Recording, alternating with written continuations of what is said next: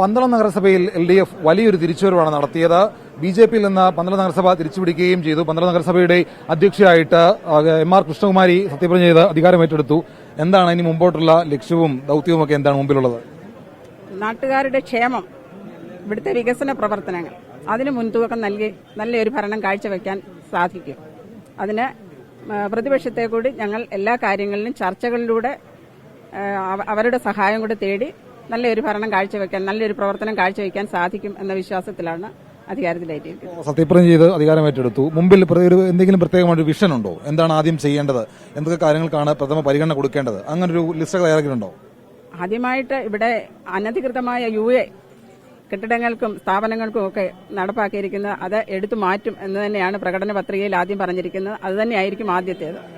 പിന്നീട് തുടർന്ന് ഇവിടുത്തെ ഗതാഗത കുരുക്ക്, പന്തളത്തെ ഏറ്റവും വലിയ പ്രശ്നമാണ് ഗതാഗത കുരുക്ക്. അത് കൂടാതെ നമ്മുടെ തീർത്ഥാടകർ, പന്തളം വലിയ കോയിക്കൽ എത്തുന്ന തീർത്ഥാടകർക്ക് അവർക്ക് വേണ്ട എല്ലാ സൗകര്യങ്ങളും എത്തിച്ചു കൊടുക്കുക. അതുപോലെ അവരുടെ കടവ്, ആറ്റുകടവ്, അതൊക്കെ നല്ല രീതിയിൽ, വലിയ അപകടമില്ലാത്ത രീതിയിൽ പരിഷ്കരിച്ച പുതിയ രീതിയിൽ പണിയും. പിന്നീട് ഇവിടുത്തെ കാർഷിക മേഖലയിൽ വേണ്ട സഹായങ്ങളെല്ലാം മുനിസിപ്പാലിറ്റിയുടെയും ഇവിടുത്തെ കൃഷിഭവന്റെയും സഹായത്തോടുകൂടി അവർക്ക് വേണ്ട കാര്യങ്ങളെല്ലാം ചെയ്തു കൊടുക്കും. പിന്നെ നമ്മുടെ നല്ല ഗ്രാമപ്രദേശങ്ങളിലെ റോഡുകളും റബ്ബറൈസ്ഡ് ആക്കാൻ തീരുമാനിച്ചിട്ടുണ്ട്. പിന്നെ ഗ്രാമപ്രദേശങ്ങളിലേക്കും KSRTC സർവീസുകൾ പുനരാരംഭിക്കണം. ചിലയിടത്തൊന്നും ഇതുവരെ ആയിട്ടില്ല, അത് ആരംഭിക്കും. അങ്ങനെയുള്ള ഒട്ടനവധി കാര്യങ്ങൾ മുമ്പിലുണ്ട്. അപ്പോൾ പന്തളത്ത് ഏറ്റവും അധികം ചർച്ചയായപ്പെട്ടത് ശബരിമല വിഷയമാണ്. അതിനകത്ത് BJP അടക്കം LDFനെതിരെ വലിയ പ്രചരണമൊക്കെ അഴിച്ചുവിട്ടിരുന്നു. കേവല ഭൂരിപക്ഷം നമുക്കില്ല. എന്നാൽ പോലും മുമ്പോട്ടുള്ള പ്രവർത്തനത്തിൽ പ്രതിപക്ഷത്തെ ഒപ്പം കൂട്ടിയുള്ള ഒരു സാഹചര്യം അതെങ്ങനെയായിരിക്കും? പ്രതിപക്ഷത്തിൽ നമ്മൾ കാര്യങ്ങളെല്ലാം സ്നേഹത്തോടുകൂടി പരസ്പരം ഒരു സമവായത്തിലൂടെ നമ്മൾ ചർച്ച ചെയ്ത് എല്ലാ കാര്യങ്ങളും നല്ല രീതിയിൽ നടപ്പാക്കാൻ സാധിക്കുമെന്ന വിശ്വാസമുണ്ട്. CPI ജില്ലാ സെക്രട്ടറി ചിറ്റയം ഗോപകുമാർ കൂടിയുണ്ട്. അപ്പോൾ പ്രതിപക്ഷത്തെ കൂടി നമ്മൾ സഹകരിപ്പിക്കുന്നു പറയുന്നു. പക്ഷേ പ്രതിപക്ഷം സഹകരിച്ചില്ലെങ്കിൽ എങ്ങനെയായിരിക്കും മുമ്പോട്ട് പോവുക? തീർച്ചയായിട്ടും ഇവിടുത്തെ ജനങ്ങളുടെ പ്രശ്നങ്ങൾക്ക് പരിഹാരം കണ്ടെത്തുക എന്നുള്ളതാണ് ഇടതുപക്ഷ മുന്നണിയുടെ കാഴ്ചപ്പാട്. അത്തരം കാര്യങ്ങളിൽ അവരെ കൂടി യോജിപ്പിച്ച് കൊണ്ടുപോകും. വ്യക്തമായ ഭൂരിപക്ഷമില്ലെങ്കിലും ഇടതുപക്ഷത്തിന് ഭരിക്കാനുള്ള ഭൂരിപക്ഷമുണ്ട്. പൊതുവായി വരുന്ന എല്ലാ വിഷയങ്ങളിലും ബഹുജനങ്ങളെ ആകെ യോജിപ്പിച്ചാണ് കൊണ്ടുവന്നത്. മുന്നണിയുടെ കാഴ്ചപ്പാടനുസരിച്ച് ഈ പന്തളത്തെ ജനങ്ങൾ മുന്നണിക്കൊപ്പമാണ്. അത് അവരെല്ലാം കൂട്ടിയോജിപ്പിക്കും. മുഖ്യമന്ത്രി അടക്കം പറഞ്ഞിട്ടുണ്ട് ഈ ശബരിമല വലിയ വിഷയമാകുമ്പോഴും പന്തളത്തടക്കം LDFന് തിരിച്ചുവരവുണ്ട് എന്നുള്ളത്. അപ്പോൾ പന്തളം നമുക്ക് തിരിച്ചുപിടിക്കാൻ കഴിഞ്ഞത് ബാക്കി എല്ലായിടത്തും വലിയ തിരിച്ചറിവ് ഉണ്ടായെങ്കിലും പന്തളത്തൊരു തിരിച്ചുവരവ് പ്രതീക്ഷ നൽകുന്നതാണോ? തീർച്ചയായിട്ടും. ഇവിടെ സൂചിപ്പിച്ച പോലെ പന്തളം ശബരിമലയുടെ മൂലസ്ഥാനമാണ്. കുളനടയും ഏതാണ്ട് അയ്യപ്പൻ വളർന്ന കൊട്ടാരം അടക്കമുള്ള സ്ഥലമാണ്. ഇത് രണ്ടും ഞങ്ങൾ തിരിച്ചുപിടിച്ചു BJPയുടെ കയ്യിൽ നിന്ന്. ശബരിമല ഉൾപ്പെടുന്ന പ്രദേശത്തെ വാർഡ് BJPയുടെ നിന്ന് ഇടതുപക്ഷം പിടിച്ചു. അപ്പോൾ അതൊന്നും ഇത്തരം കാര്യങ്ങളില്ല. ജനങ്ങൾക്ക് നന്നായി കാര്യങ്ങൾ ബോധ്യപ്പെടാൻ കഴിയും.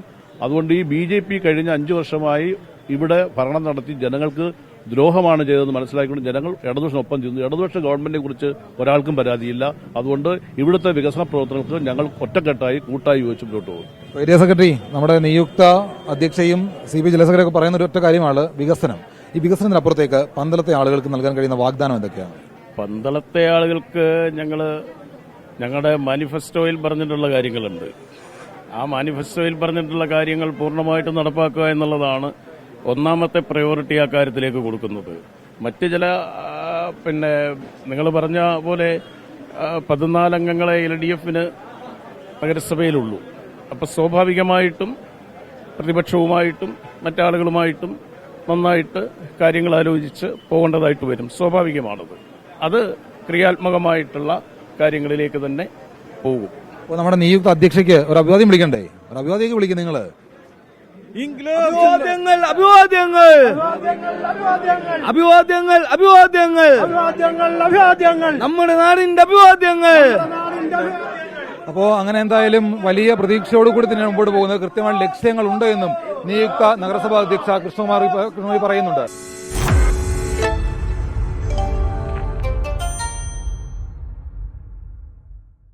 ലോകത്തെവിടെയായാലും ഏത് സമയത്തും 24 വാർത്തകളും ഓഗ്മെന്റഡ് റിയാലിറ്റി പാക്കേജുകളും എക്സ്പ്ലെയിനറുകളും വിശദമായി കാണാൻ ഞങ്ങളുടെ YouTube ചാനൽ നിങ്ങൾക്ക് സബ്സ്ക്രൈബ് ചെയ്യാം.